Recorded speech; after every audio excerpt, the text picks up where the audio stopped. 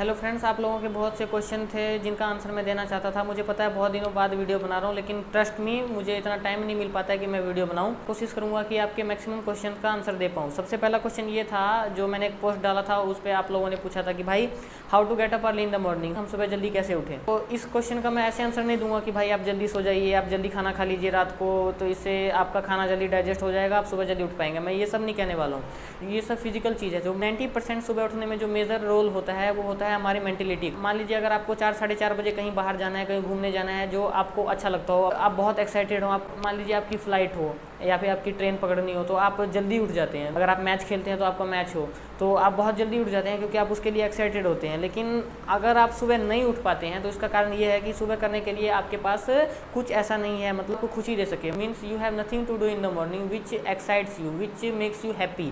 मतलब आपको ऐसा कुछ नहीं है करने के लिए जो आपको खुशी दे सके। जैसे कुछ लोगों का क्या होता है कि सुबह उठना, सनराइज़ देखना, मॉर्निंग वॉक करना, एक्सरसाइज करना, ये सब अच्छा लगता है। मैं अपनी बात बताऊँ तो मैं भी हमेशा से जल्दी नहीं उठता था, बचपन से ऐसी कोई आदत है नहीं। सुबह जल्दी उठना ये लोग बहुत कम सिखाते हैं क्योंकि पेरेंट्स तो खुद ही अपना लेट तक सोए रहते हैं, 6-7 बजे तक, तो वो क्या उठाएंगे। तो सबके साथ ऐसा ही होता है, हमारी फैमिली भी ऐसी थी। लेकिन एक बार क्या हुआ कि मैं पिछले 4-5 साल पहले 6-7 में था, तो मैं भी रात को लेट से पढ़ता था, 9-10 बजे तक पढ़ता था। उसके बाद खाना खाया, उसके बाद सो गया, सुबह 6-7 बजे उठता था, नहा के अपना 8 बजे स्कूल चला जाता था। लेकिन एक बार क्या हुआ कि मेरे साइंस का एग्ज़ाम था और रात को मेरे सिर में दर्द हो रहा, तो मैं पढ़ नहीं पाया। तो मैं रात को जल्दी सो गया। मम्मी को बोला था कि सुबह मुझे जल्दी उठा देना, और मैं अलार्म लगा के सो गया था। तो मम्मी ने उठा भी दिया, अलार्म भी बज गया था। तो सुबह उठ के पानी पी के फ्रेश होके मैं छत पे जाके पढ़ाई करना शुरू किया। तो मैंने क्या देखा कि जो चीज़ याद करने में, मेमोराइज़ करने में, जिन चीज़ों को समझने में मुझे कम से कम 1 घंटा आधा घंटा लगता है, उस चीज़ों को मैं 10 मिनट 15 मिनट में आसानी से समझ पा रहा हूँ, और बहुत अच्छी तरह से। और ऐसा समझा कि मतलब कि याद करने की जरूरत ही नहीं पड़ी, एक बार पढ़ा याद हो गया। मैंने सोचा अरे भाई ये तो बहुत अच्छा है, टाइम भी बच गया, मज़ा भी आया, याद भी जल्दी हो गया। क्लास में टेस्ट आया तो उसमें मेरे फुल मार्क्स आए साइंस में। तो जो टीचर्स हैं उन्होंने भी अप्रिशिएट किया, तारीफ़ की। जो घर पे मम्मी पापा को दिखाया, उनके सिग्नेचर चाहिए थे, वो भी खुश हुए।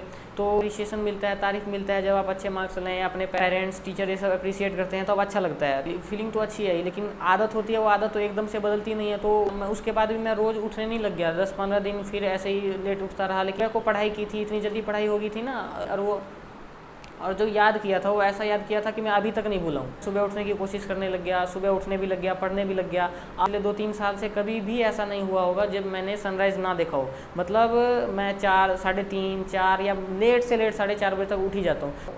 सुबह उठ के फ्रेश होके थोड़ा बहुत छत पे घूमता हूँ, उसके बाद थोड़ा बहुत पढ़ लिया, उसके बाद एक्सरसाइज कर लिया ग्राउंड में जाके। तो ये सब करना अच्छा लगता है। अब इस सब चीज़ों की ऐसी आदत बन गई है ना कि जिस दिन सुबह मैं जल्दी ना उठूँ, मान लीजिए जिस दिन 4 बजे ना उठूँ, 5-6 बजे उठूँ, ऐसा वैसे कभी हुआ नहीं है। लेकिन ऐसा हो कि मैं लेट उठूँ तो मुझे लगेगा कि आज दिन का बहुत कुछ ऐसा मिस कर दिया जो मुझे मिस नहीं करना चाहिए था, और खाली खाली लगेगा, अच्छा नहीं लगेगा। तो अब ऐसी आदत हो चुकी है।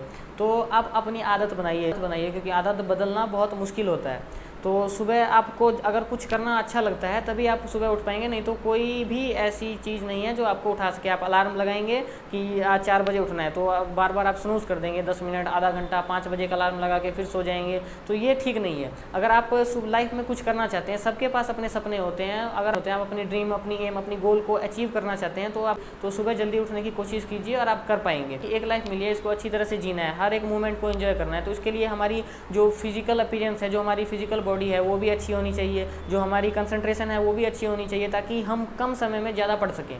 अब बहुत लोगों को क्या होता है, बहुत से ऐसे लेदू बच्चे होते हैं जो सिंगाड़ा खा के, ऐसा मतलब हैवी फूड खा के ऐसे पड़े हुए हैं, ऑयली फूड सब, ऐसे कभी ऐसे करके पढ़ रहे हैं, कभी एक आंख बंद करके आधा सो रहे हैं, आधा पढ़ रहे हैं, नींद आ रही है, पढ़ाई भी अच्छी तरह से हो नहीं रही है, 4-4, 5-5 घंटे। तो एक एवरेज स्टूडेंट जो खेलता कूदता है वो 1-2 घंटे में याद कर लेता है। तो मेन फोकस हमारा ये होना चाहिए कि ज़्यादा घंटे ना पढ़ें, 5-6 घंटे 7 घंटे ना पढ़ें, कम से कम पढ़ें, 2-3 घंटे पढ़ें, और हम ज़्यादा रिजल्ट पा सकें, हम ज़्यादा आउटकम पा सकें, ज़्यादा प्रोडक्टिव हो सकें।